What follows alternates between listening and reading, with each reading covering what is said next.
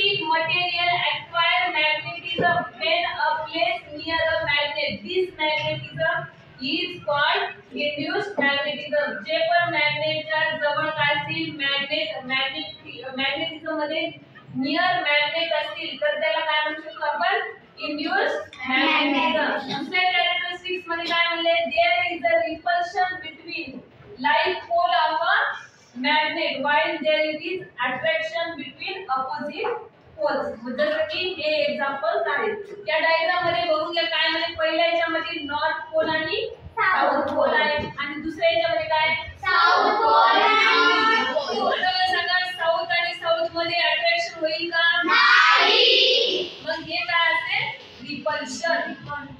Okay. आता दुसऱ्या diagram मध्ये बघून घ्या, south pole north pole, south pole north pole. आता हे नॉर्थ आणि साऊथ हे दोघं कसे आहेत, ऑपोजिट आहेत. म्हणजे काय होईल, अट्रॅक्शन.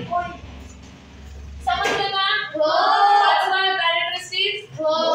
आता सहावा लास्ट कॅरेक्टरिस्टिक्स मध्ये आपल्याला काय ऍक्टिव्हिटी दिलेली आहे. काय करा म्हणले की जे काही नीडल्स आणि नेल्स घ्या म्हणले आणि एका टेबलवर काय करा म्हणले, ठेवा म्हणले. त्या टेबलवर काय करायचं म्हणले, एकमेकांना काय करा, इथं बघून घेऊ शकता, काय करा म्हणले, रबिंग करा. रबिंग करा म्हणजे एकमेकांना घर्षण करा.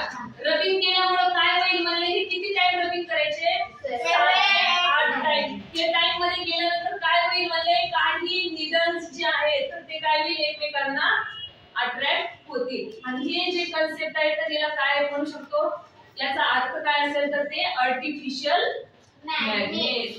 हे मॅग्नेट खरे आहेत का, नाही. आपण आर्टिफिशियली तयार करायला, जसं की आपण तुम्ही बघता काही जण आहे ना, 7वीच्या क्लास मधले विद्यार्थ्यांनी काय केले की 2 दगड घेऊन त्याला रबिंग केली. खूप वेळ रबिंग केल्यामुळे काय झालं, त्या 2 पोल मध्येच अट्रॅक्शन झाले. ते एकमेकांना असं खूप अट्रॅक्ट झाले की लवकर निघत नव्हते, ते असं वेळ लागला.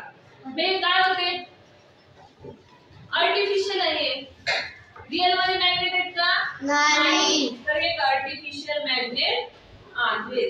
समजलं का, हे एवढे कॅरेक्टरिस्टिक्स कशाचे येतात, मॅग्नेटचे आहेत. आता पुढे आपण काय बघणार आहोत की मॅग्नेट कसं डिस्ट्रॉय करणार आहोत आणि दुसरा इलेक्ट्रोमॅग्नेट म्हणजे काय, हे 2 कन्सेप्ट आपण पुढच्या लेक्चरला बघू.